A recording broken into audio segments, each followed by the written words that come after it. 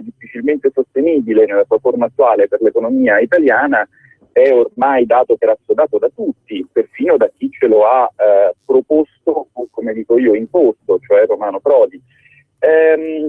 Allora, diciamo così, c'era bisogno di un altro testo. E questo altro testo, mentre il primo testo era nato per impulso dei lettori del mio blog, questo altro testo è nato per impulso del suo editore, Luca Formenton, il quale in modo molto lungimirante mi aveva proposto di fare appunto un testo di proposta politica in qualche modo, che di fatto poi riprende in modo più articolato la seconda parte del tramonto dell'euro. Nel tramonto dell'euro una proposta politica c'era, ma naturalmente dava molto fastidio a tutti, soprattutto a sinistra, devo dire, che sarebbe la parte nella quale sto io e nella quale quindi faccio i compiti a casa. Una serie di cialtroni infiniti, soprattutto tra i miei colleghi, si sono di fatto categoricamente rifiutati di leggere la seconda parte del libro. E per questo motivo io dissi all'editore Formenton: allora sai che c'è, caro Luca, io strappo le ultime pagine del libro, te le do e ci facciamo un secondo libro. Poi non è andata esattamente così, il libro è più articolato, ma per sintetizzare posso dire che se il tramonto dell'euro indicava perché l'euro è insostenibile per l'Italia per motivi economici, l'Italia può farcela, indica perché l'euro è insostenibile per l'Europa per motivi politici. Per quanto concerne, lei diceva prima, il mio libro aveva anche lo scopo di aprire un discorso a sinistra. Si è aperto, secondo lei? Adesso mi riferisco a qualche posizione che anche pubblicamente abbiamo visto come lettori di semplici giornali, da Fassina ad altri. Però, nella sostanza, secondo lei, si è aperto questo dibattito vero? Allora, bisogna capire intanto cosa intendiamo per sinistra. Io per sinistra intendo il partito di destra, cioè il PD, vale a dire che non mi interessa quel pulviscolo di personaggi in cerca d'autore che posso dire, Ferrero, tutte queste persone qua che, come dire, io all'inizio ho cercato di coinvolgere, come ho cercato di coinvolgere tutti. Infatti sono accusato di questo, no? Perché per i comunisti sono un fascista e per i fascisti sono un comunista, quindi seguendo il vecchio detto andreottiano questo mi conferma nel fatto che ho ragione. Allora, parliamo del partito, diciamo così, che occupa in Parlamento la sinistra, pur facendo politiche liberiste assolutamente di destra adesso, cioè il PD. Dentro il PD si sta aprendo un dibattito e stanno cadendo alcuni tabù. In particolare sta cadendo il tabù che la difesa dell'interesse nazionale sia una cosa fascista e distorta. Alcuni intellettuali all'interno del PD e politici particolarmente lungimiranti stanno capendo che uno Stato privo di sovranità economica e che non cura l'interesse nazionale non cura l'interesse dei più deboli, soprattutto perché i più forti ai loro interessi ci pensano da soli e ci pensano su scala transnazionale attraverso le multinazionali. Quindi è importante che lo Stato riprenda un suo ruolo che parte dalla difesa dell'interesse economico nazionale, che si può avere solo se ci si appropria degli strumenti di politica economica, senza i quali non si dà democrazia. Questo alcune persone lo hanno capito, a me bastava che lo capisse uno, pare che lo abbiano capito in 3 o 4, quindi diciamo così, sono sereno, per usare un'espressione cara al nostro attuale premier del partito di destra, sono sereno perché il mio obiettivo in questo senso ritengo di averlo raggiunto. Professor Bagnai, sul dopo, che era parte cospicua del libro Il tramonto dell'euro, che è in sostanza anche l'oggetto del secondo libro, L'Italia può farcela, che è in libreria in questi giorni per il Saggiatore, per l'editore Il Saggiatore. Poi ricordo anche, do i riferimenti per chi volesse acquistarlo. In ogni caso, sul dopo, abbiamo saputo che da un paio d'anni Olanda e Germania avevano elaborato dei piani per l'uscita dall'euro. È venuta fuori come una specie di rivelazione, diciamo così, ma al di là della... Ovviamente non per me, nel senso che conosco anche alcuni che sono stati interpellati per redigere questi piani, perché vabbè, fra economisti insomma ci conosciamo, vabbè, comunque. Ecco, quello che mi chiedo, c'è un piano operativo per l'uscita dall'euro? In Italia credo di no, però quello che sta succedendo è che adesso comincia a esserci interesse affinché un simile piano venga elaborato. E diciamo, come potete facilmente immaginare, per quel che mi riguarda, io col centro studi Asimmetrie che ho costituito e che attualmente presiedo, sto lavorando su questo tipo di prospettiva, che è una prospettiva che sarebbe veramente sciocco e criminale non prendere in considerazione per un motivo estremamente semplice, che è quello che Claudio Borghi, che è stato con me socio fondatore di Asimmetrie e che attualmente è, per vostra fortuna, diciamo, responsabile economico della Lega Nord, ha tante volte chiaramente espresso nel dibattito un punto molto semplice. Noi possiamo andare dalla Merkel con il cappello in mano, implorarla, portarle un mazzo di fiori, portarle una scatola di cioccolatini, tutto quello che volete, di chiederle di essere buona con noi, di mettere un attimo dentro l'armadio il gatto a 9 code, smettere di frustarci, possiamo fare tutto questo, ma se lei ci dice di no e continua a dirci di no, noi che facciamo? Diciamo, ah vabbè scusa, abbiamo scherzato, continua pure, oppure diciamo vabbè allora sai che c'è, ciao? Dovremmo dirle allora sai che c'è, virgola, ciao, punto esclamativo, ma per poterlo dire in modo credibile occorre assolutamente avere un piano operativo che evidenzi i costi, le modalità e i benefici dell'uscita. Altrimenti è chiaro che se tu vai a dire che farai una cosa che non sai come fare e non dimostri che sai come farla, nessuno li prenderà mai sul serio, continuerai solo a prendere schiaffi, che è poi quello che sta succedendo al premier del partito di destra, PD, cioè Renzi, il quale fa un po' il bulletto qui a casa nostra, soprattutto con i suoi compagni di partito, ma in Europa piglia una sleppa dietro l'altra. Basta pensare al risultato dello stress test, dove le banche italiane sono state penalizzate molto più di quanto era nella logica dei fatti, semplicemente per dare un segnale politico a Renzi, che ha avuto la non buona idea di inimicarsi la burocrazia europea pensando di fare così il galletto quando non era il caso di farlo. Peraltro il semestre europeo cosiddetto di presidenza di turno se ne è terminato senza esito, mi sembra sostanziale. Del resto non credo che i più avveduti potessero aspettarsi chissà che dalla presidenza di turno semestrale. E però a proposito di uscita, parleremo magari poi in dettaglio un'altra volta, professor Bagnai, della proposta già avanzata nel libro Il tramonto dell'euro. Quando avremo un po' più di tempo magari ci entriamo più in dettaglio, no? Però siccome io non ho ancora letto il nuovo libro, ho letto soltanto le pagine di prefazione, dove peraltro si chiarisce un concetto base secondo me importante, cioè che i conflitti di interesse non sono una cosa da mettere in secondo piano e l'interesse non è una cosa brutta, perché lei dice esplicitamente, no. Il mio primo interesse, dice, è che l'economia del mio paese non crolli del tutto e che l'Italia non sia messa sotto tutela da organismi internazionali, la famosa Troika, BCE, Fondo Monetario, Unione Europea, che non sono democratici. Siccome in questi giorni le volevo chiedere a livello di sua previsione e naturalmente basata evidentemente sui fatti, che tiene monitorati, i fatti economici. Abbiamo letto sui giornali, ci è parso di capire come lettori e cittadini comuni, che si approssima qualcosa di simile a novembre 2011, no? La tempesta finanziaria, la crisi dei mercati, verrà fuori il problema del debito italiano insostenibile.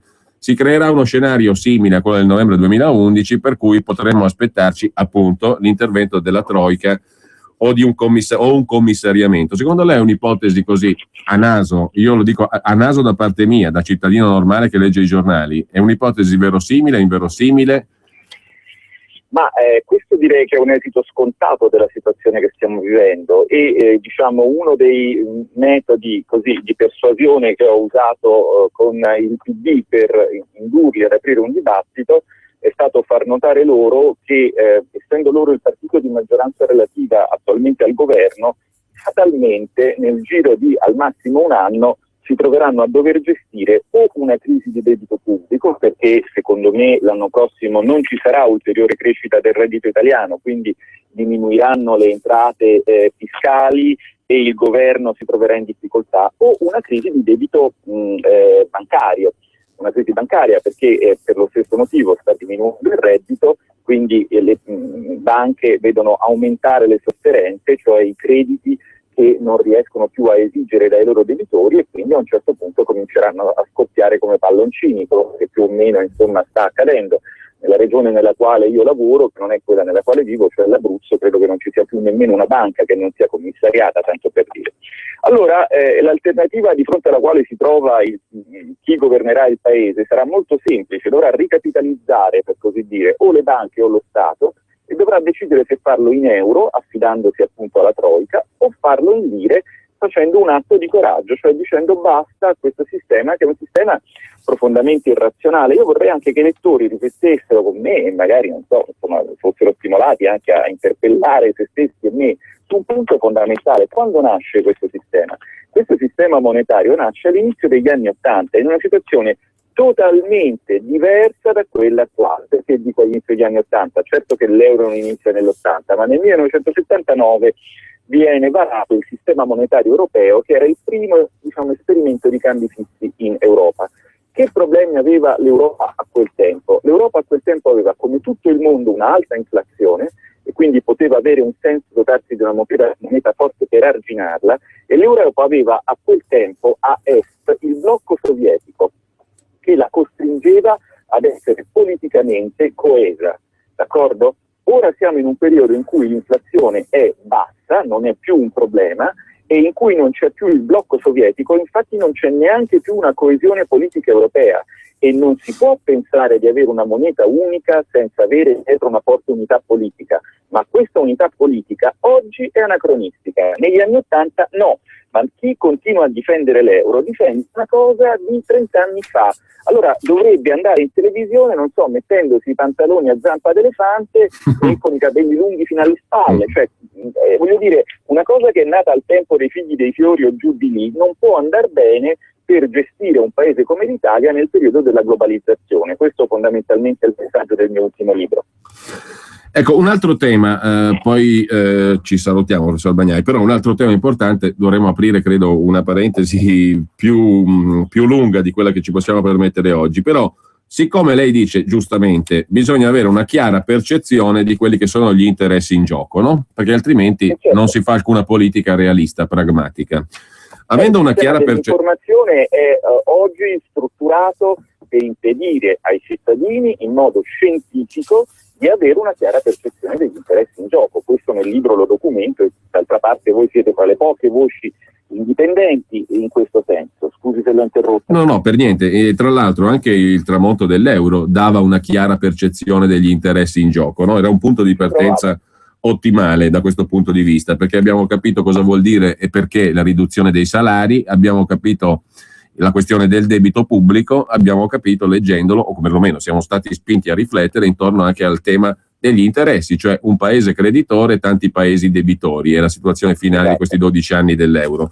Quindi la questione degli scambi commerciali e dell'economia reale, che sta al fondo anche della questione monetaria, moneta unica, ed è una serie di questioni. Però avendo percepito qual è l'interesse, e l'interesse in questo caso lei dice mio di cittadino italiano, giustamente, perché abito qui, vivo qui, opero qui, avendo capito qual è il mio interesse, cosa faccio? Me ne esco da solo, Italia, dalla moneta unica, o peraltro anche nel libro Il tramonto dell'euro lei dice vabbè, la soluzione migliore sarebbe una soluzione cooperativa tra i paesi. È prospetticamente immaginabile o è anche immaginabile da un punto di vista pratico l'uscita di un solo paese? Guardi, qui il discorso diventa particolarmente complesso, perché si intreccia evidentemente alla dimensione politica, dove la dimensione politica ha due diciamo così, caratteristiche molto distanti l'una dall'altra, ma che dobbiamo tenere in mente. Da un lato la nostra classe politica è di un provincialismo e di una ignoranza che fanno spavento. Quando io mi occupavo del mio lavoro, che era lo studio della sostenibilità del debito dei paesi in via di sviluppo, non ero così noto e quindi non conoscevo politici, avevo una grande tendenza, che hanno un po' tutti, a vedere dietro quello che stava succedendo complotti. Non c'è bisogno di complotti, il nostro nemico principale è la stupidità ed è un nemico estremamente difficile da combattere. D'altra parte però è anche vero che esiste il grande gioco geopolitico internazionale. Allora il vero problema dell'euro è che cosa vogliono fare gli Stati Uniti. Cioè gli Stati Uniti in questo momento secondo me vogliono fare una cosa molto semplice, vogliono annettersi l'Europa, esattamente come il nord Italia si è felicemente annesso il sud, il nord Europa si è felicemente annesso il sud Europa, e adesso, come dire, ogni nord è il sud di un altro nord. La signora Merkel pensa di essere il nostro nord, ma in realtà è il sud di Obama. Allora il problema diventa: quanto è utile l'euro nel disegno che gli Stati Uniti chiaramente stanno perseguendo di annettersi in Europa con il cosiddetto TTIP, cioè Transatlantic Trade and Investment Partnership, ovvero Trattato Transatlantico sul commercio e gli investimenti. Quanto è utile l'euro agli Stati Uniti in questo disegno? E qui ci sono due letture. Una lettura dice: gli Stati Uniti vogliono l'euro perché in questo modo di fatto quando si gestisce o ci si avvicina a una parità 1-1, a quel punto si blocca col dollaro, a quel punto si blocca la situazione, si crea l'eurollaro o il doll'euro, che è una cosa che è stata teorizzata da studiosi come Mandel, no? Che sarebbe il primo passo verso la creazione di una moneta unica mondiale, sulla cui utilità io ho molti dubbi, ma che a livello regionale servirebbe agli Stati Uniti a schiacciare noi, esattamente come la lira è servita a schiacciare il Sud e l'euro è servito a schiacciare l'Italia, quindi insomma sarebbe semplicemente una replica di questa matriosca. Altri dicono: però forse agli Stati Uniti noi interessiamo come mercato di sbocco, e se ci diamo un sistema monetario che ci tiene perennemente in crisi, cioè che ci impedisce di fatto di arricchirci, di crescere, che mercato di sbocco siamo per loro? Quindi forse alcuni, in particolare questa è la linea espressa dall'Alternativa per la Germania, che è favorevole al TTIP ma è contraria all'euro, dicono: ma forse è meglio che gli Stati Uniti riflettano sul fatto che ci devono lasciare libertà, ci devono aiutare a gestire lo smantellamento di questa cosa, perché altrimenti si annetteranno 300 milioni di poveracci con i quali non potranno fare grandi affari. Questo secondo me è, diciamo, il big play, il big game, diciamo, il grande gioco. E il grande gioco purtroppo in Italia è gestito da persone piccole. Questa è la triste realtà, da persone che o sono, diciamo, forse marionette di interessi che io non vedo, non immagino, non suppongo, oppure sono semplicemente delle persone inconsapevoli di che cosa è la moneta in una moderna economia monetaria e finanziaria capitalistica, economia che io ritengo non sia la fine della storia, ma che finché c'è va gestita bene, perché se viene gestita male, considerando anche che le alternative tipo la Russia sovietica sono finite come sono finite, quindi non mi sembrano un progetto perseguibile, ma se noi il capitalismo lo gestiamo male, contiamo anche il capitalismo, non è che nulla è per sempre, quindi dobbiamo stare un pochino attenti, il periodo è molto delicato. Bene, a proposito di gente che sa cos'è la moneta, mi verrebbe da chiudere con una battuta che poi spieghiamo dopo la pubblicità e dopo aver salutato il professor Bagnai. Che belli i tempi passati, il 1992, quando il marco era a 1880 lire. Bellissimi, bellissimi. Però ragazzi, scusate, però in Padania dovete fare un po' di compiti, perché il Brambilla logora chi ce l'ha. Cioè, vedete, questo è proprio, io sono grato al signor dottore. E poi spieghiamo chi è, perché gli ascoltatori magari non lo sanno. Glielo dico io, è un imprenditore che in televisione ha detto che il marco negli anni 90 stava a 1880 lire. Tenete presente che il marco non ha mai superato le 1250 lire e che in un giorno era crollato da 1500. Sì, vabbè, ma al di là di questo, ecco, Brambilla mi ha fatto un enorme favore perché ha chiarito esattamente il tema centrale del mio ultimo libro, L'Italia può farcela, il tema del conflitto di interessi. Cioè, se un importatore dice: siccome a me fa comodo avere una valuta forte, così le cose che compro fuori mi costano di meno, me ne fotto di tutti gli altri e i miei colleghi imprenditori esportatori possono anche morire, perché questo è il discorso che fa Brambilla, un discorso poco italiano, poco cristiano e soprattutto poco razionale. Il risultato qual è? Il risultato è che per stare appresso agli interessi di importatori come Brambilla o come Quincy, noi distruggiamo completamente il tessuto industriale italiano. Alla fine anche il povero Brambilla le cose che acquista fuori con la valuta forte, pagandole poco, non ha più a chi venderle perché nel frattempo tutti i suoi colleghi sono falliti. Allora sono i suoi colleghi imprenditori che devono andare da lui. Io gli ho promesso di ricordarlo nelle mie preghiere e lo farò, e normalmente il Signore mi ascolta, però modestamente insomma, è capitato diverse volte, quindi attenzione. Ma al di là di questo, i suoi colleghi che in questo momento in Brianza stanno soffrendo e mi scrivono, devono andare da lui e devono dirgli: guarda che tu sei un nostro nemico e noi lo sappiamo, punto primo. E poi dovrebbero anche fare la cortesia ai signori imprenditori di sostenere l'unica associazione che sta portando con credibilità e incisività la difesa dei loro interessi nel dibattito, che è Asimmetrie. d'accordo? Un'associazione che ho costituito perché era un centro di ricerca e all'interno della quale io devo ancora fare da segretario, webmaster e manager di me stesso, invece di dedicarmi all'attività di creazione e diffusione di proposte politiche. Questo perché? Perché gli imprenditori, anche quelli lesi nei loro interessi, aspettano che qualcuno li salvi gratis, come è sempre successo. Ma la libertà non è gratis, però questo va capito, e questa è una cosa che Claudio Borghi vi ripete: per la libertà bisogna combattere e per la libertà bisogna anche spendere. Quindi cercate di sostenere chi in questo momento nel dibattito porta avanti con forza e credibilità la tutela degli interessi degli italiani, perché l'alternativa è la Troica, quella che Scalfari invoca da Repubblica, e quando la Troica arriva sarà troppo tardi. Tutto qui. Grazie ad Alberto Bagnai, autore di L'Italia può farcela, edito da Il Saggiatore, 20 euro nelle librerie e anche sul sito internet, sui siti internet, a partire dal blog Goofinomics, le informazioni. Sì, buon lavoro. Soprattutto da www.asimmetrie.org, dove si può vedere quello che stiamo facendo e si può anche, se lo si desidera naturalmente, contribuire. Poi ovviamente la libertà costa, ma la schiavitù è gratis, quindi come dire, ognuno è libero di fare quello che ritiene. Grazie a voi. Grazie professor Bagnai, buon lavoro. Una voce indipendente. Arrivederci. Oh, e anche il regalo per lo zio Pietro è fatto. Dai che ci siamo quasi. Chi manca ancora? Allora, abbiamo detto, per tuo fratello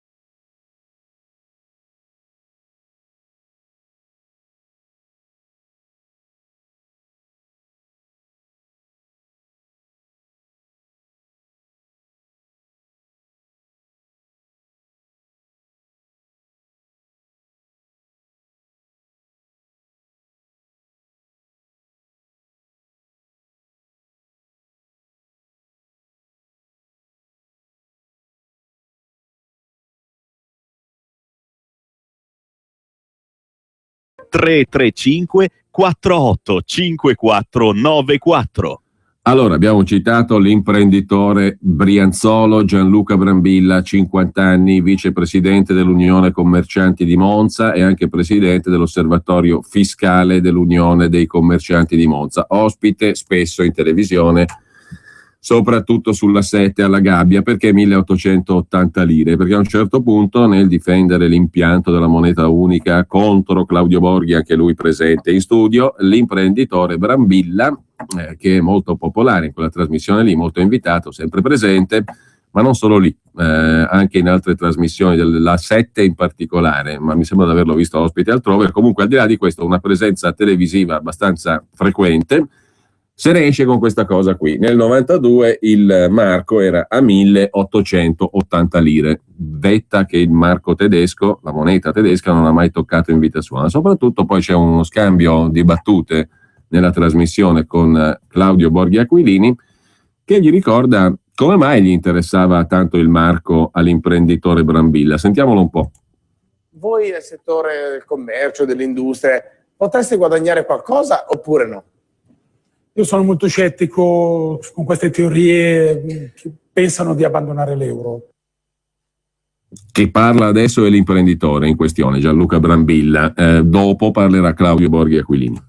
Anche perché temo che l'Italia, fuori da un contesto come quello dell'euro, credo che corre il rischio di diventare proprio un paese insignificante nello scenario internazionale. No? Probabilmente avremo una moneta molto debole. Avremo una moneta molto debole. Magari. Pensate, l'ultima svalutazione che ho vissuto sulla mia pelle era il 13 settembre del 1992. Il marco tedesco passò dalla sera alla mattina da 1880 lire a praticamente 1500 lire il giorno dopo. No? Quindi la svalutazione così non renderebbe più competitivo. Allora, sai qual è il problema? Noi dal dopoguerra abbiamo continuato professore, parla un po' di educazione. Arrivavano ordini. Il tema è, noi per essere competitivi in questo paese dal dopoguerra in poi abbiamo usato questa leva, questa droga economica che sono le svalutazioni, no? Far perdere di competitività l'intero sistema paese, farlo scivolare verso il basso, farlo diventare un paese low cost Guadagna per recuperare di non la produttività. perde. Madonna. Questo atteggiamento, questo comportamento purtroppo è entrato anche nella testa degli italiani, è entrato anche nella mentalità di molti imprenditori, anche degli intellettuali, fanno questo gravissimo errore di giudizio, capisci? No? Loro Tu dicono, dici, io però dal mio capannone, diciamo così, per usare una metafora, io dal mio capannone dico no, sarebbe un errore. Vorrei che questo paese si decidesse a competere. E cosa facevi nel 92? Per permettere a competere il nostro paese, noi dobbiamo cambiare le regole del gioco. Cosa Sennò faceva nel questi incidenti 92? di percorso come Brambilla. la Rotto di Monza, che purtroppo sono Brambilla, nel 92 che cosa faceva? Il tema è Adesso ce lo dice. permettere al nostro paese di essere un paese competitivo. E qua ci vuole che tutti si impegnino, gli imprenditori, lo Stato, i garantiti, le banche, eccetera, eccetera. Dobbiamo trovare un nuovo patto Allora, sociale. Borghi dice... Se lo facciamo recuperiamo produttività. se no, Volevo no. sapere nel 92 che cosa faceva lei. In termini di fatturato? No, cosa faceva di lavoro? Di lavoro, nel 92. Ma che sensuale. No, me lo dica. Non trovo rilevante la domanda. No, ma mi dica che cosa faceva nel 92 di lavoro, perché secondo me riparavo le lei faceva... biciclette. Riparavo le biciclette. No, non riparava le biciclette, Riparava lei le faceva biciclette. l'importatore. Lei allora? faceva l'importatore e allora nel 92 è stato un guaio, ma guarda un po', noi per fare gli interessi degli importatori, vale a dire di chi tutela il lavoro all'estero, dobbiamo rovinare la nostra nazione. È una vergogna! Basta! Noi dobbiamo lavorare qui! Basta! È una cosa incredibile che si debba lasciare spazio a chi invece si è venduto alla produzione all'estero e poi facciamo la globalizzazione, poi ci danno anche la colpa, ci dicono che siamo dei corrotti, ci dicono che siamo dei venduti, ma vergognatevi! È una cosa incredibile! Abbassatevi! Guardatevelo, siamo degli Quando scoppia la terza guerra mondiale, andate tutti a casa sua. Invidiamo! Brambilla! Autorazzisti! Abbiamo bisogno di patrioti, non di vermi! Brambilla, ti stavo dando la parola, ma scusa, ti stavo dando la parola. Ho fatto sedere la platea. Allora. Sei contento che hai preso l'applauso? Allora, vai. Dai, sii serio. Sono contento perché ti ho tolto la maschera. L'università italiana. No, adesso faccio tempo pieno al servizio del mio paese in politica. Sei un universitario. No, non insegno più. Faccio a tempo pieno il servizio del mio paese. Allora. Per la Lega Nord, per un partito che ha avuto il coraggio. Il coraggio di denunciare queste cose, ha capito? Non devi denunciare niente. No, invece sì, perché mi dice per farci la lezione. E poi si scopre che sotto la lezione ci sono i soldi. Il microfono da comizio che fa questo. Esatto. Allora, questo era lo scambio tra il professor Claudio Borghi Aquilini, il responsabile economico della Lega Nord, e l'imprenditore brianzolo Gianluca Brambilla, qua l'ha presa Maluccio alla rivelazione che insomma sto discorso sulla moneta lui lo faceva perché lo fa perché è un importatore, uno che non produce roba qua ma importa. Su Facebook è stata postata subito questo scambio della trasmissione e qualche navigatore ha anche ricordato che Brambilla, da presidente dell'osservatorio fiscale dell'Unione Commercianti di Monza, è finito indagato per reati di false fatturazioni dal Palazzo di Giustizia di Monza. Era vicepresidente anche dell'Unione Commercianti di Monza. La Procura di Monza ha concluso un'inchiesta che lo vede indagato per presunti reati fiscali e appropriazione indebita in qualità di amministratore della società Agisco SRL. Assieme a Brambilla sono stati iscritti nel registro degli indagati altri 2 impresari, un titolare di una ditta di trasporti, il secondo con sede in città. Secondo i reati ipotizzati dalla Procura, in qualità di amministratore della Agisco SRL avrebbe emesso nei confronti di una ditta di concorrenza alla quale prestava servizio di consulenza fatture per operazioni inesistenti per un totale di 280.000 euro più IVA. Il tutto secondo la procura, per consentire alla società di trasporti di Concorrezzo di evadere le imposte sui redditi e l'IVA. Altra accusa, appropriazione indebita. Brambilla avrebbe incassato 500.000 euro nel 2009-2010 per accordi di collaborazione fittizi. Nel gennaio di quell'anno, presso l'Unione Commercianti di Monza, dove è vicepresidente, fu nominato anche presidente dell'Osservatorio Fiscale.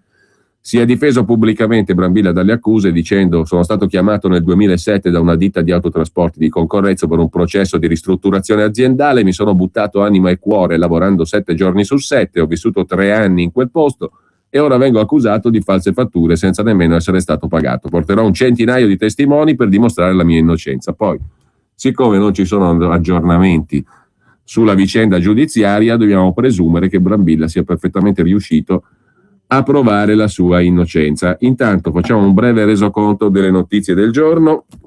Euro a picco, titola addirittura l'agenzia ANSA, con il tasso dei BTP a 10 anni ai minimi storici sotto il 2%. Perché a picco? Perché il cambio euro-dollaro oggi ha registrato 1,23 periodico dollari per un euro.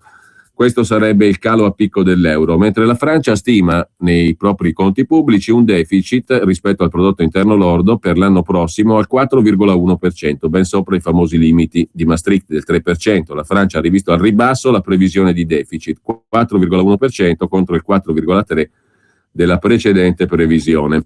E ancora dalla prima pagina dell'ANSA in questo momento, anche l'Iran sta bombardando lo Stato islamico, l'ISIS, anche i caccia iraniani sono impegnati in una campagna di bombardamenti sulle postazioni dell'ISIS in Iraq. A confermare i raid aerei iraniani in Iraq il portavoce del Pentagono, John Kirby, dopo che la TV Al Jazeera ha mostrato immagini di F-4 in zona dello stesso tipo di quelli dell'esercito iraniano. Alle 15 invece di oggi, tornando alle cose italiche, il Question Time, trasmesso dalla RAI in diretta televisiva dall'aula di Montecitorio, con la presenza eccezionale del Presidente del Consiglio, eccezionale perché non frequenta molto le aule del Parlamento, Renzi, il quale risponderà ad interrogazioni sulle iniziative per instaurare un confronto tra la Presidenza del Consiglio e le agenzie di stampa in materia di fornitura di servizi giornalistici alle pubbliche amministrazioni, nonché sulle iniziative di carattere strutturale per il superamento di tutte le forme di povertà e di esclusione sociale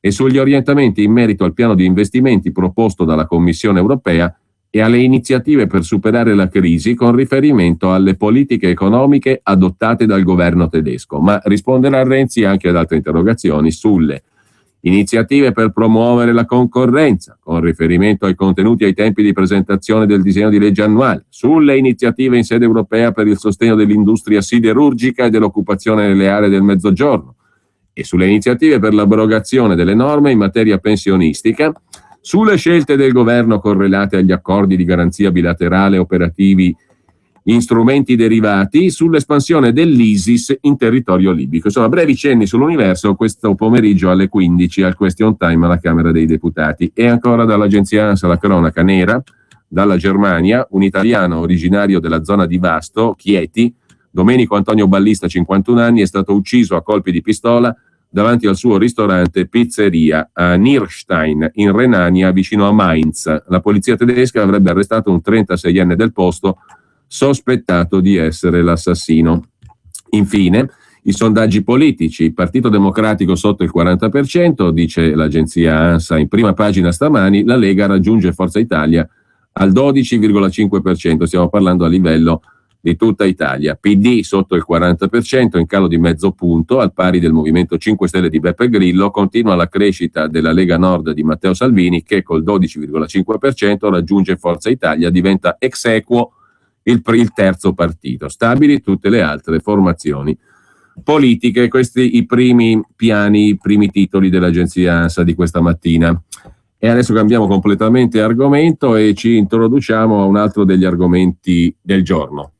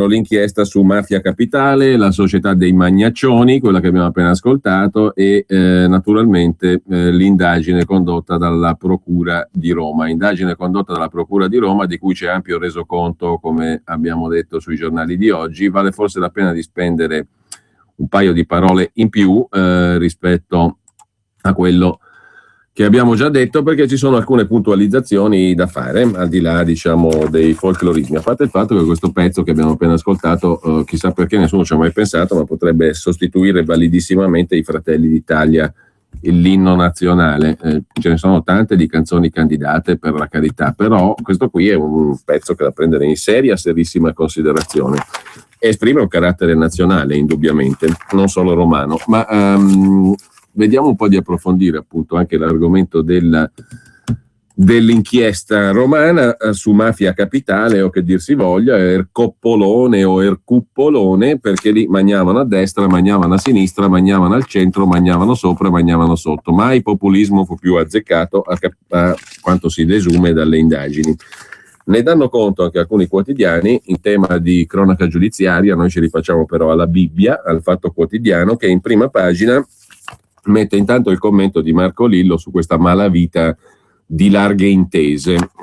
Secondo il giornalista del Fatto Quotidiano, il cronista giudiziario, queste intercettazioni, delle quali abbiamo letto anche ampi brani stamani, restano nella storia criminale del paese, perché il mondo di mezzo, quel mondo di mezzo dei mediatori, diciamo così, fra chi ricopre posizioni politico-istituzionali e la manovalanza criminale, in mezzo ci stanno questi qui, che hanno anche loro un bel curriculum criminale alle spalle, come per il resto abbiamo visto e vedremo, perché sia il rosso Buzzi che il nero Carminati hanno un curriculum criminale decisamente corposo.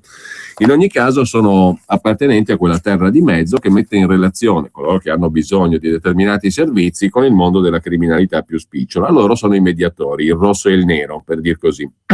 Il mondo di mezzo, evocato da Massimo Carminati, uno degli indagati principali di questa storia, entra di diritto nella top 10 italiana, assieme ai classici come i furbetti del quartierino, scrive Lillo in prima pagina oggi sul Fatto Quotidiano. Il mondo di mezzo, secondo il boss arrestato come capo di Mafia Capitale, è il luogo in cui tutto si mischia nel mezzo, perché la persona che sta nel sovramondo, il politico, l'imprenditore, il dirigente pubblico, ha interesse che qualcuno del sottomondo gli faccia delle cose che non può fare nessun altro.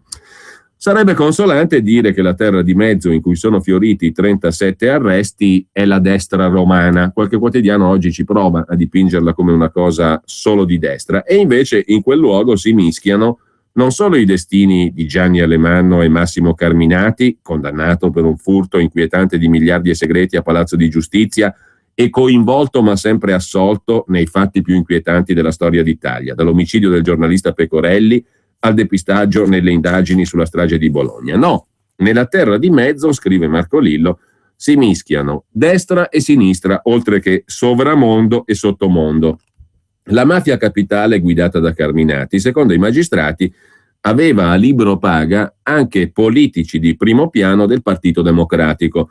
Nella terra di mezzo, il boss, che ha ispirato il nero di Romanzo Criminale, il fascio mafioso Carminati, ha come braccio destro un criminale svelto di mano, Riccardo Bruggia, come braccio sinistro il re delle cooperative sociali, Salvatore Buzzi, già condannato per omicidio e poi riabilitato. Buzzi è rosso. Il rosso si vanta di pagare tutti, di dare 5.000 euro al mese all'ex vice capo di gabinetto del sindaco Veltroni, poi nominato capo della polizia provinciale, Luca Odevaine, anche lui indagato. La notizia non è Carminati, ma Buzzi, un ex detenuto, simbolo della risurrezione dal carcere, che presiede un impero da 50 milioni di euro, fatti principalmente con i migranti e anche con l'operazione Mare Nostrum. Con la sua cooperativa, aderente alla Lega delle Cooperative Rosse, già guidata dall'attuale ministro del lavoro Giuliano Poletti, il rosso Buzzi fa soldi a palate nel business dei campi nomadi e dell'assistenza ai rifugiati Mare Nostrum, e poi divide con il nero. A maggio Buzzi chiudeva così la sua relazione all'assemblea delle cooperative, anzi all'assemblea della propria cooperativa, la cooperativa 29 giugno. Un augurio di buon lavoro al ministro Poletti, nostro ex presidente nazionale, che più volte ha partecipato alle nostre assemblee, al governo Renzi affinché possa realizzare tutte le riforme che si è posto come obiettivo. L'unico modo per salvare il nostro paese. Così diceva Buzzi, arrestato ieri insieme a Carminati. Buzzi il rosso, Carminati il nero. La terra di mezzo, conclude Marco Lillo, non ha confini netti, non è la destra, non è Roma, è l'Italia, scrive Lillo. Giustamente abbiamo detto quel pezzo lì poteva benissimo andare bene come inno nazionale. Come funziona la mafia capitale? I magistrati la chiamano così, mafia capitale, spiega ancora Marco Lillo con Valeria Pacelli oggi sul Fatto Quotidiano. Ci voleva un nome nuovo per un'organizzazione davvero nuova, che nulla ha a che vedere con la banda della Magliana, né con Cosa Nostra, né con la fasciomafia di cui sarà letto di recente sui giornali. Il ROS dei Carabinieri ha svelato una realtà sorprendente grazie a tecniche sofisticate e a un impegno massiccio di uomini e mezzi.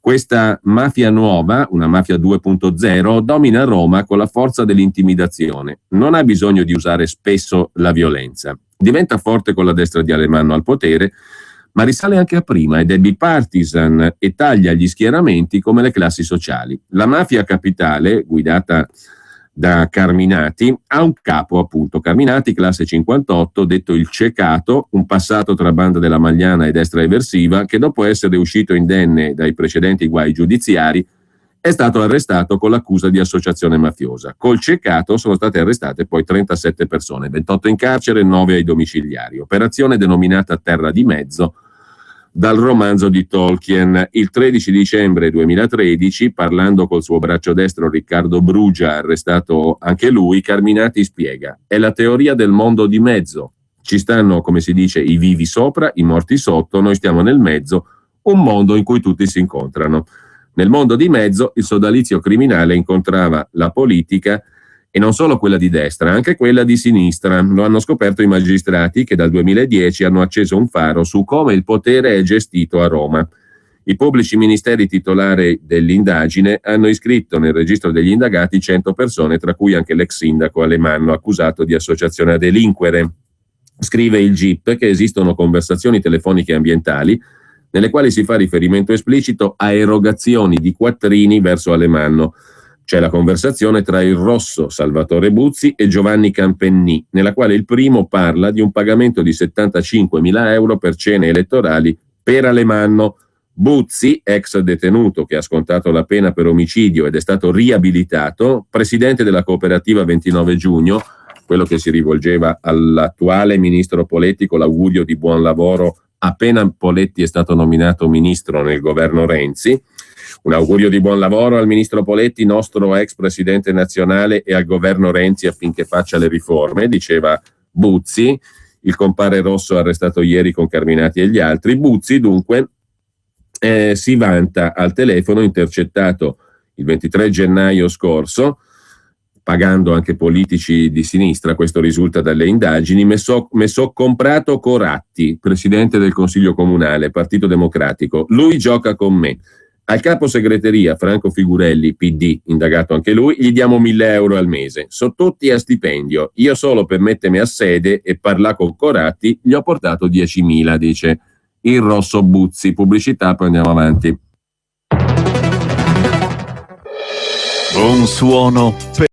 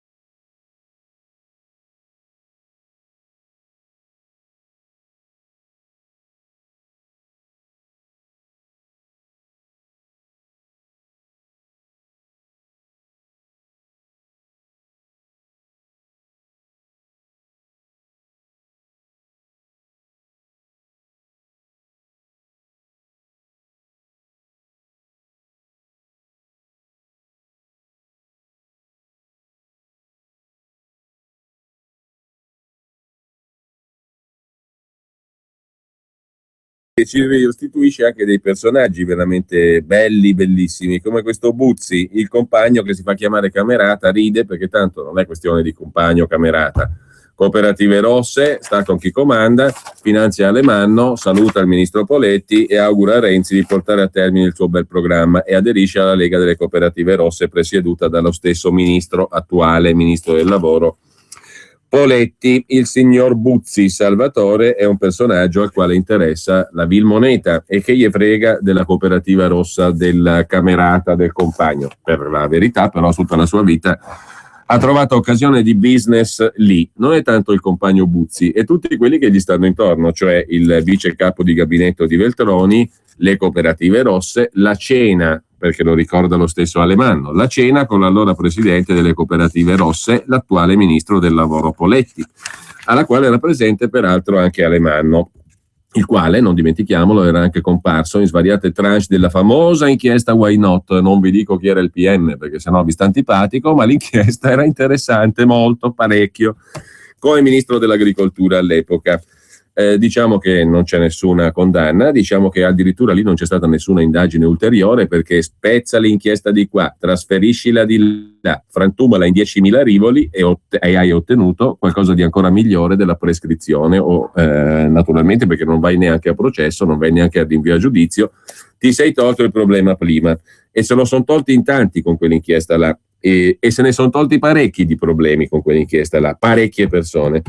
Per tornare a questo spaccato romano italico, diciamo così, italo-romano, italiano, romano-italiano, nazionale, mettiamola così, a questo spaccato nazionale, che cosa ci raccontano ancora le indagini a proposito non solo di Alemanno, è come sparare un po' sulla Croce Rossa in questo momento, ma a proposito di questo Buzzi, che decisamente è un personaggio interessante, perché mette insieme tutti i vari esponenti politici che poi sulla scena principale del teatrino fanno finta di dire: io sto col PD, io sto con Alleanza Nazionale o col PDL o con Forza Italia o con i Fratelli d'Italia, sto a destra. Quello là sta a sinistra, io sto a destra, quello là sta a destra, io sto a sinistra. In realtà il tavolo è uno, sostanzialmente. E naturalmente una delle propaggini del business, diciamo così, di mafia capitale sono le aziende municipalizzate, perché lì girano tanti di quei quattrini da fare paura. E alle aziende municipalizzate, tipo l'AMA, la municipalizzata dei rifiuti, o anche l'ente EUR, qui dovrebbe dire qualcosa il Ministero dell'Economia, perché è azionista al 90%, ci va a finire Riccardo Mancini, ex amministratore delegato appunto dell'EUR, ma anche ex amministratore delegato della AMA, l'azienda municipalizzata dei rifiuti romana. È tornato agli arresti anche lui, insieme a Franco Panzironi, coinvolto anche nello scandalo della parentopoli di Alemanno a Roma. A Panzironi la procura contesta anche di avere ricevuto una retribuzione costante, così come l'ex vice capo di gabinetto Veltroni, che ne prendeva 5.000 al mese. Panzironi, che sarebbe quello de destra nel teatrino, Panzironi avrebbe ricevuto una costante retribuzione dal 2008 al 2013, a partire da tale data pari a 15.000 euro al mese. Tra 2008 e 2013 invece gli inquirenti dicono non siamo riusciti ancora a determinare quanto ha preso al mese, ma ha preso costantemente al mese somme dal 2008 in avanti. Dal 2013 15.000 euro al mese. Dopodiché ha preso anche 120.000 euro, 2,5% del valore di un appalto assegnato dalla municipalizzata dei rifiuti, la AMA, ma anche utilità personali come la rasatura del prato, che carini, di zone di sua proprietà, o finanziamenti non inferiori a 40.000 euro alla Fondazione Nuova Italia, nella quale Panzironi è socio fondatore, mentre Alemanno ne è presidente. Il solito Rosso, il compagno Buzzi, il 16 maggio scorso diceva intercettato: noi a Panzironi, che comandava, gli avevamo dato il 2,5%, dato 120.000 euro su 5 milioni. Mo damo tutti sti soldi a questo? Si domandava il compagno Buzzi. Indagato anche l'ex capo segreteria del Comune di Roma, Antonio Lucarelli. Il compagno Buzzi, a capo di una cooperativa sociale nata da ex detenuti e aderente alla Lega delle Cooperative Rosse presieduta dall'attuale ministro del lavoro Giuliano Poletti, da cui si giustifica la foto oggi sul Corriere della Sera del pranzo con Alemanno, Poletti, Buzzi, ma anche il Casamonica, l'incrocio fra un Roma e Maradona che vedrete negli spezzoni televisivi con la sua bella felpa patriottica naturalmente con scritto sopra Italia. Ebbene, il compagno Buzzi, capo di questa cooperativa rossa, si fa chiamare da Lucarelli scherzosamente Camerata, e quando c'è bisogno di finanziare la campagna di Alemanno o di trovare voti per Alemanno mobilita la sua rossa cooperativa. Poi però, quando c'è bisogno di sbloccare i fondi per il campo nomadi a Castel Giubileo, Buzzi e Carminati si rivolgono proprio ad Antonio Lucarelli, l'ex capo segreteria del Comune di Roma. Alla fine i fondi vengono sbloccati e parte un SMS di ringraziamento anche per Alemanno. I lavori per il campo li farà una società di Agostino Gaglianone, arrestato anche lui ieri, segnalata da Carminati. Il boss nero. Arrestato anche Luca Odebaine, che è stato vice capo di gabinetto del sindaco Veltroni. 5.000 euro al mese per lui, secondo gli inquirenti. Indagati l'assessore comunale alla casa del PD, Ozzimo, e il presidente dell'Assemblea di Roma.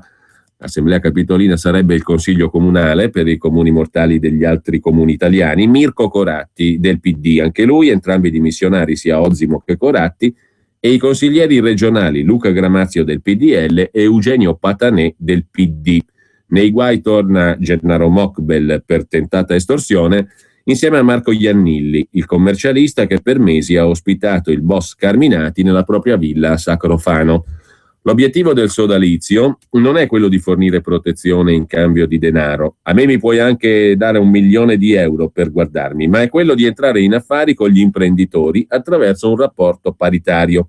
Così si potrebbero avere vantaggi reciproci, anche attraverso l'imposizione di imprese che gravitano nel sodalizio. Insomma, come sintetizza il ciecato, il boss Carminati, devono essere nostri esecutori. Al centro degli affari, appalti per decine di milioni di euro vinti da società collegate a Carminati. Una delle commesse nel mirino della procura riguarda l'appalto 2011 per la raccolta differenziata di Roma e quello per la raccolta delle foglie, ma c'è un giro di affari molto più ampio di 5 milioni dati dall'AMA sui quali sono in corso accertamenti. La cupola vive anche di usura, estorsione, violenza. C'è un giro d'armi, come racconta il collaboratore Roberto Grilli, che indica il gruppo facente capo a Carminati come punto di riferimento per l'acquisizione di armi da parte di altre organizzazioni. Quando non si pagava arrivavano le intimidazioni, concretizzate da un altro degli arrestati, Matteo Calvio. Tra gli episodi di violenza ad imprenditori, quello a Riccardo Manattini, che secondo i pubblici ministeri doveva restituire un'ingente somma di denaro a Jacopo Giovanni, padre di Roberto, sodale del Carminati. Manattini non paga e al telefono racconta: m'hanno massacrato ieri in via Cola, avevi detto che non mi toccavano, mi hanno rotto anche le costole. I carabinieri e la Guardia di Finanza hanno sequestrato inoltre ieri, dettaglio non da poco, 200 milioni di euro, oltre ad effettuare perquisizioni in regione e al comune di Roma. A casa di un indagato sono stati trovati una ventina di quadri di valore e opere di Warhol e Pollock riconducibili a Carminati. Cooperative, soldi, appalti rossi sotto una lupa nera, scrive ancora il Fatto Quotidiano. Il compagno Buzzi merita in effetti, come fa il Fatto, un approfondimento ad personam. Il compagno Buzzi, procacciatore di occasioni, da Rutelli, cioè ben prima di Alemanno, da Rutelli ad Alemanno. Compro pagine fino all'oggi, Giunta Marino. 2 settimane fa, mentre il sindaco di Roma, Marino, sventolava in consiglio comunale le ricevute della multa della famosa Panda Rossa pagate, l'altro re di Roma, il compagno Salvatore Buzzi, si aggirava indaffarato tra i corridoi e la buvette del Campidoglio. Abbracci, parole all'orecchio, sguardi di intesa. Il sindaco traballa, ma noi restiamo in piedi, dice il compagno Buzzi. Non è un racconto colorito, quello sul presidente della cooperativa 29 giugno, finito ieri in carcere. Eppure di colore nella storia del compagno Buzzi ce n'è parecchio nella sua biografia. Condannato a inizio degli anni 80 per omicidio doloso, resta in carcere fino al 91. Durante i giorni in prigione gli viene un'idea. Perché non facciamo una bella cooperativa per reinserire gli ex detenuti nel mondo del lavoro? Detto fatto, da dietro le sbarre il compagno Buzzi organizza un convegno per trovare sponde al suo progetto. L'indimenticata Miriam Maffei firma un articolo che celebra la storia di questo riscatto di ex detenuti, perché le è venuta voglia di scommettere sull'ottimismo, scrive Maffei, sulla fiducia, sulla capacità di uscire in positivo dalle nostre difficoltà. Non sbagliava l'occhio della cronista, perché in effetti Buzzi esce alla grande dal carcere, ingrana la prima e mette su un colosso con 1 migliaio di dipendenti, 60 milioni di euro di fatturato all'anno. Da Rutelli in poi la cooperativa 29 giugno si lega a doppio filo col Comune di Roma. Per spiegare come funzionano le attività di Salvatore Buzzi, il compagno, il rosso, quello che augura buon lavoro al ministro Poletti perché è il nostro presidente delle cooperative, e buon lavoro a Renzi, e che ha rapporti dal PD a SEL. Per spiegare come funzionano le attività del compagno Buzzi basta rileggere le sue parole. Siamo alla vigilia delle elezioni comunali 2013. La cooperativa campa di politica, dice il compagno Buzzi, perché il lavoro che faccio io lo fanno in tanti. Perché lo devo fare io? Perché finanzio giornali, faccio pubblicità, finanzio eventi, pago la segretaria, pago la cena, pago i manifesti.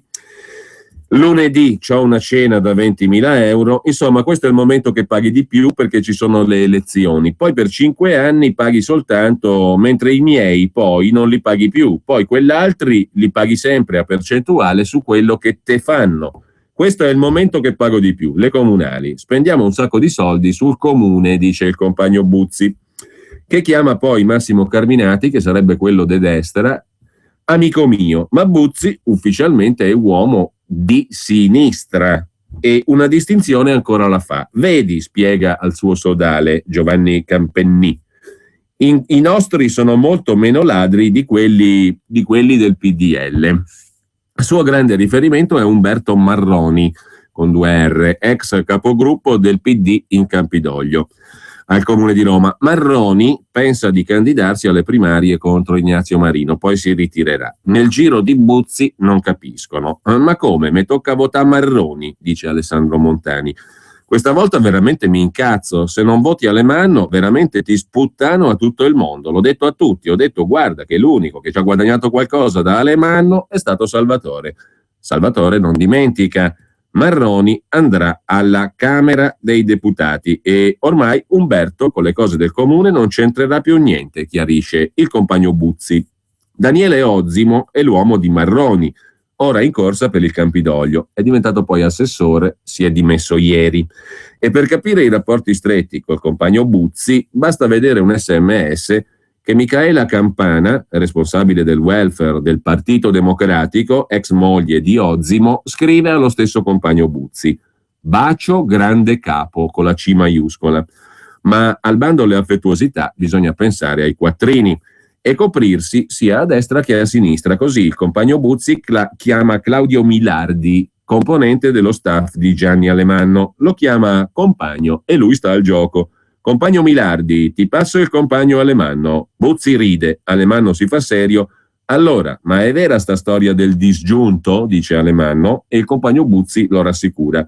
Facciamo il disgiunto, facciamo Ozzimo e Alemanno, il voto disgiunto naturalmente, candidato sindaco Alemanno, voto a Ozzimo PD. E il sindaco uscente Alemanno ringrazia. Questo mi onora molto, dice Alemanno. Nonostante il voto disgiunto, Alemanno perde. In Campidoglio arriva Ignazio Marino. Buzzi non perde tempo e a pochi giorni dall'insediamento del nuovo sindaco è già in giro per i dipartimenti a salutare le persone, dice lui, intercettato. Lo comunica al boss Carminati, ben contento dell'intraprendenza. Bisogna vendere il prodotto, amico mio, gli dice Carminati. Bisogna vendersi come le puttane adesso. Ci sono difficoltà, nuovi dirigenti da conoscere, alcune cose da spiegare. Carminati fa il motivatore. E allora, dice a Buzzi, metti la minigonna e vai a batte con questi, amico mio, capito? Qualche colpo va a segno. Me so comprato Coratti, annuncia Buzzi, è il presidente dell'Assemblea Capitolina del Consiglio Comunale di Roma, del PD anche lui. Racconta che si sono intesi al volo. Gliel'ho detto, guarda, lo stesso rapporto che ci abbiamo con Giordano, esponente del PDL. Lo possiamo aver con te. E mi ha capito subito, racconta il compagno Buzzi. C'è un direttore da piazzare, quello alle politiche sociali, dove transitano gare, soldi e affidamenti, specialmente quando si fa il traffico con i minori, l'affidamento, e con gli stranieri, i nomadi, anche quelli dell'operazione Mare Nostrum, nomadi e immigrati. Buzzi lo racconta direttamente a Carminati. Senti, poi forse, è pure prematuro dirlo, però il 90% siamo riusciti a piazzare l'amico nostro al quinto dipartimento e quindi avevamo fatto bingo. A lui non ci voleva andare, gli avevamo garantito 2.000 euro al mese in più noi. Vacce, te damo 2.000 euro in più. Quello è un posto chiave, quello del direttore delle politiche sociali, spiega ancora il compagno Buzzi, perché, dice lui stesso intercettato, oggi non ci avevo nemmeno informazioni, non sapevo quello che succede, non sapevo niente. Marino, nel frattempo, è finito nel caos delle multe e allora Buzzi è ancora al telefono con Carminati. Senti un po', se senti Gramazio, capogruppo di Forza Italia in Regione Lazio, che intenzioni c'hanno loro con Ignazio Marino, perché se fossero abbastanza seri dovrebbero farlo cascà a Marino. Carminati però ha un'altra lettura. No, loro stanno facendo un'operazione direttamente con Zingaretti, presidente PD della Regione Lazio, per sistemarsi Berti, questi qua, per sistemarsi, perché da Zingaretti si fidano, De Marino non si fida nessuno. Il nome del presidente della Regione Lazio, Zingaretti, Partito Democratico, torna anche in un'altra intercettazione, quando il compagno Buzzi squaderna il suo libro paga. Scrive il giudice: a Luca Odevaine, l'ex vicecapo di gabinetto di Veltroni, dava 5.000 euro al mese, a Mario Schina 1.500, a un altro che tiene i rapporti col presidente della regione Zingaretti 2.500 euro al mese. Un altro ancora tiene i rapporti col comune 1.500, a un altro 750, a un assessore 10.000 euro al mese. Capito quanti soldi giravano? Di tutte le fatiche, per Buzzi, la ricompensa più grossa è la fiducia del capo, Carminati, che sarebbe il nero della commedia in questione, che gli affida 500.000 euro. Io c'ho i soldi suoi, racconta a un interlocutore intercettato. Lui, sai cosa mi ha detto quando c'aveva paura che l'arrestavano? È venuto da me e dice: guarda, qualunque cosa succeda ce l'hai te, li tieni te, li gestisci te, non li devi dare a nessuno, a chiunque venisse qui da te, nemmeno mia moglie. Non so soddisfazioni? Dice il compagno Buzzi, avendo ricevuto con grande fiducia i soldi del boss. Ma c'è un altro personaggio interessante oltre al compagno Buzzi. Compagno perché, appunto, non c'è bisogno più di dirlo, è un compagno tradizionalmente schierato a sinistra, identificato come uno di sinistra, poi naturalmente alle mani a destra Carminati, no? Quindi Forza Italia, viva l'Italia, non con riferimento al partito, per carità, ma come invocazione che sale dal cuore con la Q sale questo grido, Forza Italia. L'altro personaggio interessante tra quelli di sinistra, per quelli di destra trovate vagonate di articoli oggi, ma tra quelli di sinistra c'è un altro personaggio interessante in questa storia del coppolone o cuppolone che dir si voglia, e si tratta dell'ex vice capo di gabinetto, ex braccio destro di Walter Veltroni, Luca Odevaine. Anche lui ha una biografia abbastanza singolare. Intanto ci sono una e 5.000 euro al mese di troppo nella vita di Luca Odevaine, che oggi il Fatto definisce lo sceriffo col cognome camuffato, perché ha cambiato anche una vocale del suo cognome, chissà perché, poi lo capiamo. I soldi, 5.000 euro al mese, sono quelli che da 3 anni la banda dei rossoneri, Buzzi e Carminati, versa sul conto di Odevaine, macchiando decenni di onorata carriera, scrive il Fatto. La E di troppo è quella che chiude il suo cognome, ma soltanto dalla fine degli anni '80. Grazie a quella vocale comprata, Luca Odevaine l'onorata carriera se l'era costruita. In questo romanzo criminale c'è spazio anche per un misterioso nascondiglio all'anagrafe. È quello dietro cui per 26 anni si è nascosto quello che veniva chiamato lo sceriffo del Campidoglio quando era sindaco Veltroni. Da ieri Odevaine, che poi è diventato Odevaine, da ieri è in arresto, è stato arrestato insieme agli altri 36. Scrive di lui il giudice: un signore che attraversa in senso verticale e orizzontale tutte le amministrazioni pubbliche più significative nel settore dell'emergenza immigrati, che per non compromettere le sue possibilità istituzionali si fa cambiare il cognome dopo delle condanne riportate, una circostanza di cui nessuna delle amministrazioni interessate si accorge. A differenza però dell'amministrazione statunitense degli Stati Uniti, che gli nega il visto d'ingresso per i suoi precedenti penali. Cioè, se non è Italia questa qui, ditemi un po'. Cioè, un personaggio che per 26 anni attraversa, e sotto Veltroni ha il suo massimo splendore, attraversa l'amministrazione comunale di Roma, che si è cambiato il cognome, ha aggiunto una E, per condanne penali riportate in passato, delle quali il comune di Roma e tantomeno Veltroni non si sono mai accorti. Se ne accorge però l'amministrazione americana che gli nega il visto d'ingresso per precedenti penali. Si tratterebbe di una vecchia storia di stupefacenti, per cui O'Devine, all'epoca così, poi in futuro O'Devine, con la E, O'Devine ricorda di essere stato tra l'altro riabilitato. Tuttavia fa un certo effetto scoprire che sono dovuti arrivare gli uffici degli Stati Uniti d'America per accorgersi ad aprile del 2014, quest'anno, che in quel nome che finiva con la E c'era qualcosa che non tornava. Una roba da matti, si infuria lui. È veramente una cosa assurda. In una democrazia come quella, che uno abbia avuto una condanna 26 anni fa, sia stato riabilitato e comunque ha avuto ruoli pubblici e tutto quanto, non te fanno andare negli Stati Uniti, si incazza O'Devine. La gita salta, ma fino a ieri la carriera di O'Devine ha viaggiato a gonfie vele. 58 anni, si iscrive al PC da ragazzo, sezione Ponte Milvio, anni di attività in Lega Ambiente e poi la svolta nel 2001, vice capo di gabinetto di Walter Veltroni. L'uomo macchina dell'amministrazione Veltroni, dai funerali del Papa alla lotta all'abusivismo. E ricorda Walter Verini, all'epoca sindaco ombra di Veltroni. Era l'esecutore di tutte le nostre operazioni di legalità. Lo chiamavano lo sceriffo prendendolo in giro. C'era da fare uno sgombero, si chiamava Luca O'Devine. C'era da abbattere un abuso, arrivava lui. Gli rafforzarono addirittura la sicurezza perché faceva operazioni scomode e riceveva minacce. Ottima reputazione, persona corretta, attenta alle procedure, dicevano di lui. Dopo l'addio di Veltroni resta qualche mese.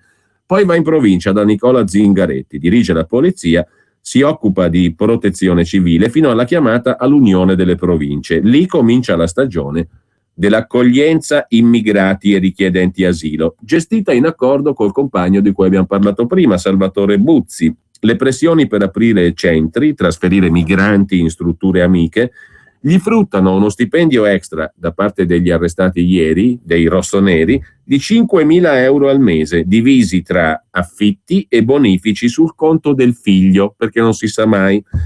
O'Devine investe quasi tutto in Venezuela, paese d'origine della moglie, conosciuta nel ristorante di Piazza Venezia che frequentava quando bazzicava i palazzi del potere capitolino. Secondo il giudice era pronto a scappare in Venezuela, per questo l'hanno arrestati ieri. Forza Italia, bella l'Italia, è bellissima l'Italia. Da Roma bella, siamo ragazzi fatti col pennello e le ragazze famo innamorare, e le ragazze famo innamorare. Bene, bella Bella, ma questa qui è più bella ancora. Buon pomeriggio.